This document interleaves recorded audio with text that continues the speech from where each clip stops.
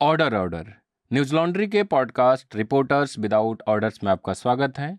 मैं हूं बसंत और आज इस पॉडकास्ट में बातचीत करने के लिए मौजूद है मेरे साथी रिपोर्टर आयुष तिवारी और निधि सुरेश। निधि जी बिना नागा दिए लगभग हर एक पॉडकास्ट में आ रही हैं, कभी होस्ट बन के और कभी गेस्ट बन के, तो आपका दोबारा स्वागत है। पॉडकास्ट में हम बातचीत करेंगे, आयुष ने हाल ही में 2 रिपोर्ट की है एनडीटीवी को लेकर। आप सब जानते हैं कि एनडीटीवी में अडानी ग्रुप ने 29% शेयर खरीदा है। उसके बाद से काफ़ी कुछ विवाद हो रहा है। उन तमाम विवादों पे आयुष ने 2 रिपोर्ट की है, तो हम उनसे बात करेंगे और निधि से उनकी 2 रिपोर्ट पे हम बात करेंगे। पहली रिपोर्ट है कि एक महिला जिनकी उम्र लगभग 12 साल थी, उस उम्र में उनके साथ रेप की घटना हुई और उसी घटना से उनका एक बेटा हुआ और आगे चलकर जब वो बेटा बड़ा हुआ तो अपने माँ को राजी किया कि उस घटना को लेकर शिकायत दर्ज कराए और आखिरकार जो आरोपी थे उस मामले में उनको पुलिस ने गिरफ्तार कर लिया है। तो एक बिल्कुल फिल्मों में हम जैसा देखते थे वैसा रियल लाइफ में हुआ है। दूसरी स्टोरी निधि जी की है सिद्दीकी कप्पन को लेकर। इन्होंने सिद्दीकी कप्पन की पत्नी का एक लंबा इंटरव्यू किया और आप सब ये भी जानते होंगे कि सिद्दीकी कप्पन के साथ जो ड्राइवर हाथरस जा रहे थे उनको जमानत मिल चुकी है और सिद्दीकी कप्पन को लेकर प्रक्रिया चल रही है। ऐसा माना जा रहा है कि उनको जमानत मिल सकती है, अभी मामला कोर्ट में है। तो हम आयुष तुमसे ही शुरू करते हैं कि जब एनडीटीवी का शेयर बिका और खबर आई शाम को 4-5 बजे करीब में, तो हम सब हैरान थे, सब मतलब जितने लोग हैरान थे, लेकिन ये पहले से ऐसा अनुमान आ रहा था कि एनडीटीवी में अडानी ग्रुप कुछ ना कुछ खरीदेगा। हम तो हैरान थे ही, जो एनडीटीवी के मालिक हैं और एनडीटीवी ऑर्गेनाइजेशन के टॉप पोजीशन के लोग हैं वो भी हैरान थे और उन्होंने जो स्टेटमेंट जारी किया उसमें कहा कि हमें पता नहीं था कि अडानी ग्रुप ने ये शेयर खरीदा है। क्या है पूरा मामला?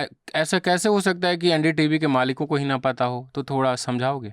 पिछले साल भी सितंबर में अदानी ग्रुप और एनडीटीवी ग्रुप को क्लैरिफाई करना पड़ा था कि उनके बीच में कोई ट्रांजैक्शन नहीं हो रहा है, क्योंकि बात रूमर्स ऐसी फैली थी और इतनी हर कोई उसके बारे में बात कर रहा था। अगर आप जर्नलिस्ट ग्रुप पे हैं व्हाट्सएप पे तो उसमें लोग बोल रहे थे कि अदानी ग्रुप टेक ओवर करने वाला है एनडीटीवी, लेकिन दोनों ने तब मना किया था कि ऐसा कुछ नहीं चल रहा।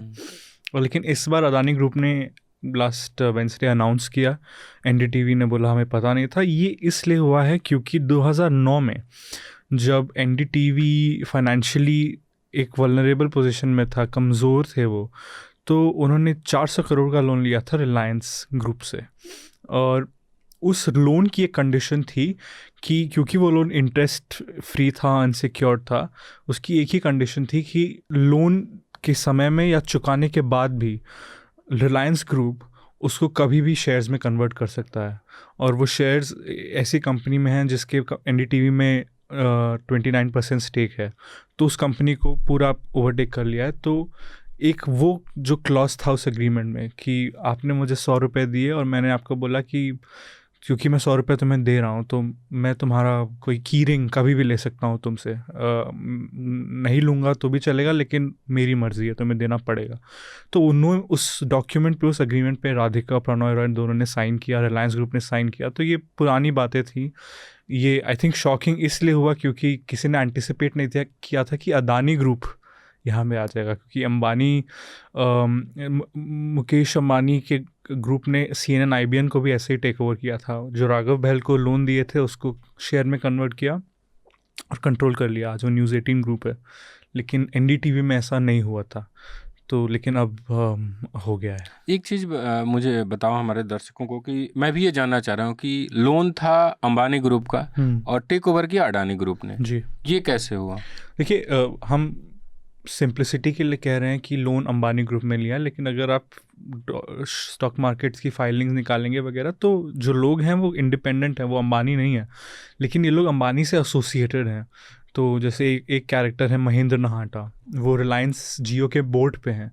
तो बहुत समय तक जो कंपनी जिसने उनको लोन दिया था एनडीटीवी को, वो मैनेज कर रहे थे। एक समय बाद नहाटा जी की कंपनी में जो CEO थे वो लोन उनके पास चला गया। तो मैं जिसको जानता हूँ वो जिसको जानता है, वैसे सर्कल चल रहा है, लेकिन माना जाता है कि पैसा अंबानी जी का ही है। तो जो कंपनी थी जिसने एनडीटीवी को 400 करोड़ लोन दिया था उसको बेच दिया गया अदानी ग्रुप को। और ट्रांजैक्शन हम यही मानेंगे, मतलब अगर आप एक इन्फॉर्म्ड गेस लगाएं कि ये अंबानी और अदानी के बीच में हुआ है, क्योंकि ये जो लोग हैं ये अंबानी जी से एसोसिएटेड हैं। तो उन्होंने at some point I think they must have had a discussion, बातचीत हुई, डिसाइड किया गया कि ये कंपनी हम अब बेच देंगे। अब एनडीटीवी उसको लेकर सेबी में गया और शिकायतों का चल रही है, और ऐसा कहा जा रहा है कि मतलब ये लोग लड़ने के मूड में कहते हैं ना।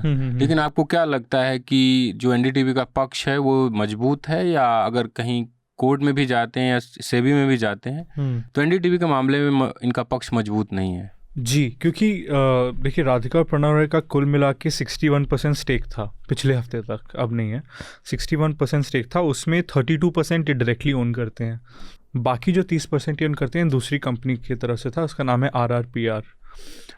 तो सेबी ने जो रिस्ट्रिक्शंस लगाए थे वो राधिका प्रणव पे डायरेक्टली लगाए थे, तो वो 32% शेयर को चेंज नहीं कर सकते। लेकिन जो RRPR है वो अलग कंपनी है, अलग होल्डिंग कंपनी है, उस पर ऐसा कोई रिस्ट्रिक्शन नहीं है। तो अदानी ग्रुप ने भी स्टेटमेंट में ये बोला है कि इन दोनों मालिक प्रमोटर्स पे डायरेक्ट रिस्ट्रिक्शंस हैं, जो उनकी होल्डिंग कंपनी है उस पर नहीं है। तो और आई थिंक लाइव मिनट ने अब रिपोर्ट कर दिया कि सभी ने भी इंटरनल कंसल्टेशंस में यही डिसाइड किया है कि अदानी ग्रुप को वो नहीं रोकेगी एनडीटीवी के 29% शेयर्स ओवरटेक करने के लिए। तो हम आयुष से उनकी रिपोर्ट्स पे और एनडीटीवी के मामले पे आगे बातचीत करेंगे।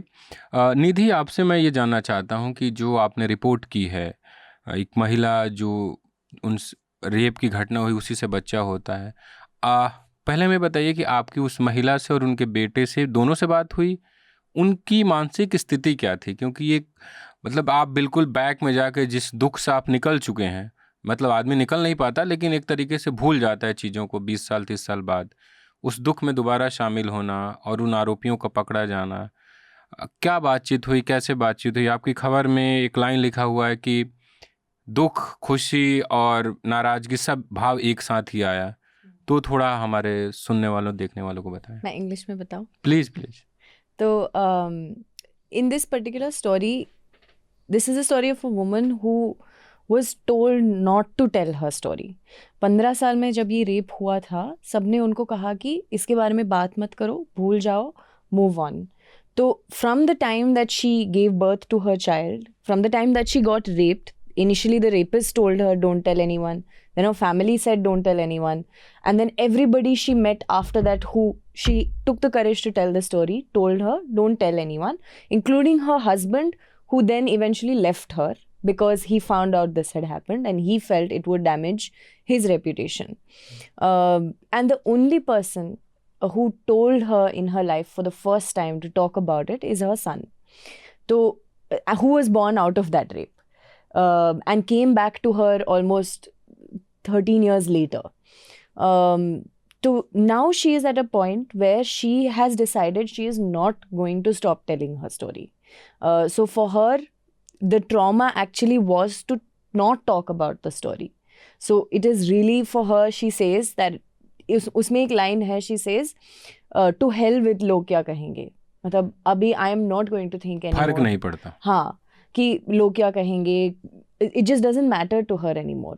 So she is in a place where telling her story is part of her healing and coming out of this trauma. So she wants people to know her story.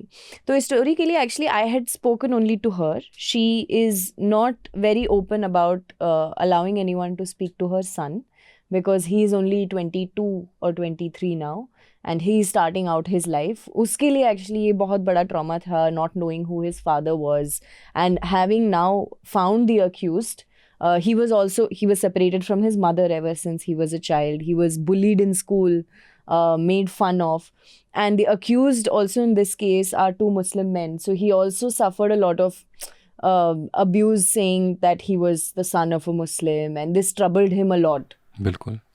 So now I haven't spoken to him. My entire conversation was with her, who has suffered this now for the last 30 years.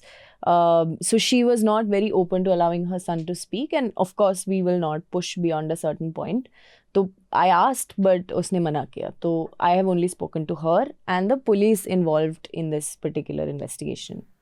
कितना मुश्किल होगा ना, कि कोई, सबसे मुश्किल होता है कोई बात जो आपको दुख देती है उसको लंबे समय तक छुपा के रखना, और आप जब कह रहे हैं वो भी उस अपने बेटे से जिसे आप कुछ वैसी बात कह नहीं सकते, तो आप ये स्टोरी, आयुष की स्टोरी और निधि की स्टोरी आप हमारी वेबसाइट पर पढ़ सकते हैं।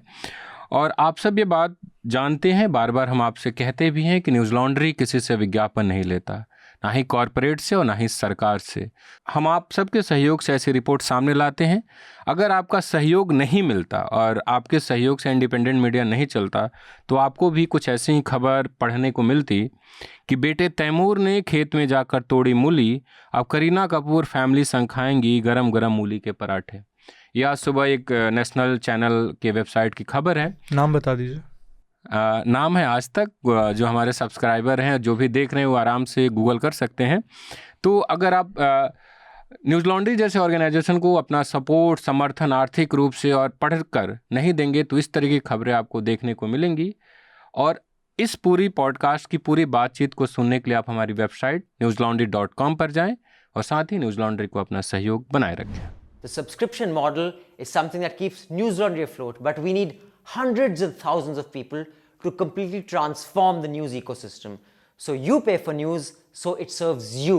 So click on the link with this video, subscribe to News Laundry and pay to keep news free, और गर्व से कहो, मेरे खर्च पर आज़ाद है खबरें।